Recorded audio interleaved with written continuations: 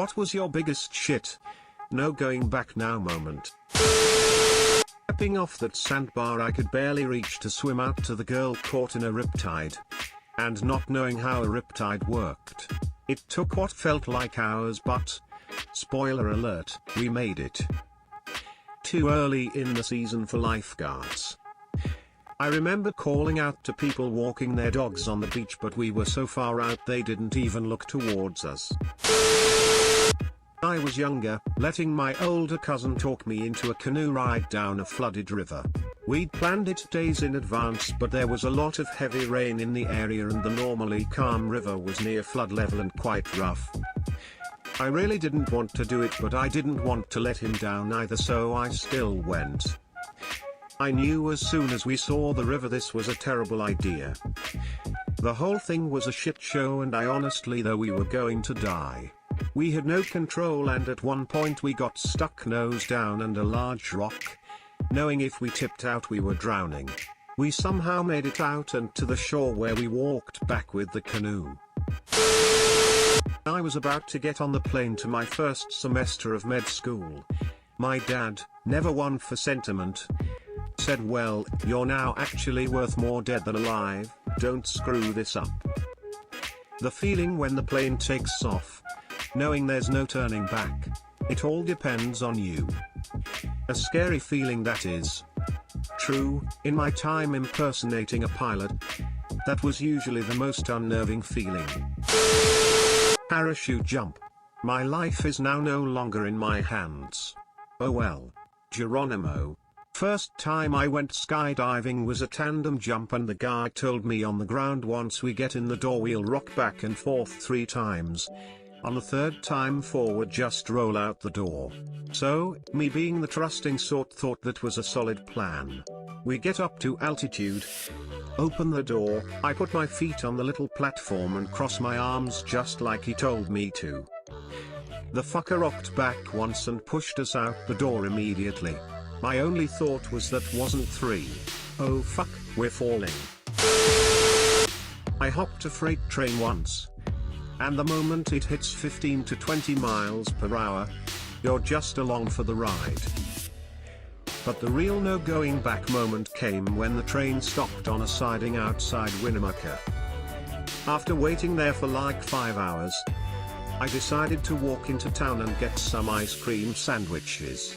As soon as I got 50 yards from the train, I realized, if it starts rolling now, I'll be too far away to chase it down. I'll just be stuck in this town for a while. Edit, for you kids out there. Riding freight trains is dangerous and illegal. And dirty and loud and unreliable. Don't do it. Also, I should point out that Winnemucca is home to some of America's best Basque restaurants. Fantastic cowboy heritage sites. And it's the gateway to the Black Rock Desert. It's got something for everyone, not just stranded hobos. Walking into an MMA fight and the cage closes behind you. Doing over a waterfall. First time I did a waterfall I thought I was gonna die. I'd been whitewater kayaking for over a year. Had all my safety trained friends there with me. Yet that feeling of going over and looking down at the hole just made me go yep, I've gone too far. Hiking backcountry snowboarding with a guy. Got stuck in a flat area and needed to hike out in deep powder. It was getting dark and kept coming out of thick trees to 50-foot plus cliff areas. It was getting darker and we didn't have much light left and finally came out to another cliff area with about a 10-foot cliff. 20 feet of landing and then a second 10-foot cliff area that had a narrow landing to an open glade. It was either go for it and don't fall and get hurt or start making a snow tunnel and get ready to sleep on the mountain for the night at East Vale Chutes in Colorado. We both made it through the cliff jumps safely but it was sketchy. When we got to town we both had a couple tall whiskeys and the first bar we got to and I was still shaking. Could have possibly died if we had to stay on the mountain overnight or got seriously hurt. and then died, making the jumps to get to an area we could get down as it was getting dark, but it was either jump or start making a snow shelter. We were definitely not prepared with backcountry gear and got lost in the area even though we had both ridden it a few times with some experienced people who had taken us down before. Scary and something I will never forget. During takeoff on my first ever flight at the age of 30. I have a real intense fear of heights. It's funny, I've recently, over the last 10 years or so, developed a fear of heights. It really only applies on balconies or tall bridges, but in an airplane it's like I don't care. It's weird. I hate look over edges. So maybe I have a fear of falling more than heights. Like looking out a plane window is fine, but if my head's against the glass it's not. Getting in the ambulance after suffering a grand mal seizure from alcohol withdrawals. When I finally said enough is enough and decided I needed to quit drinking before it killed me, I thought I could detox on my own as I was terrified of hospitals. I was wrong. I spent a week detoxing in the ICU. And now, almost a full year later, I'm still very happily sober and I'm completely thriving. Mountain biking with some friends on a new trail, which wasn't even a bike trail. We hiked most of the way up since it was too steep to ride up. Carried our bikes all the way up, rested at the top for a bit and then rolled over the edge. I remember as my front tire crested and gravity started taking over, I thought, there's no way I'm stopping now, unless a tree stops me. Edit, wow, this really blew up. Rock on. Who all wants to get a group ride going? I know a similar feeling. I was mountain biking too, and out of some really dumb instinct I pulled the front brake way too hard. It wasn't my bike, so I didn't know it well. Luckily I didn't break anything, but when I started taking off it was a really bad feeling.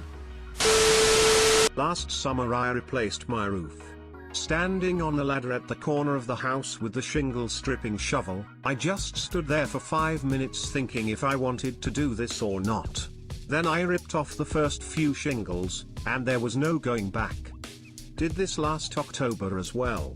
I knew it was about to get cold, but our roof might not last the winter. I've never shingled before, but a friend came to help. That was a terrifying 2 days, haha. I laid in the bed of my psychiatric hospital's bedroom for the first time. That's an awful, lonely feeling, ain't it? I got put in a psych ward once when I tried to go to rehab. Fuck that shit. If anyone from the VA is reading this, that is not the best way to help a self-admitted drug addict, you fucks. Yeah. I remember doing the same thing. The whole thing hits you like a brick wall. Those places have no humanity.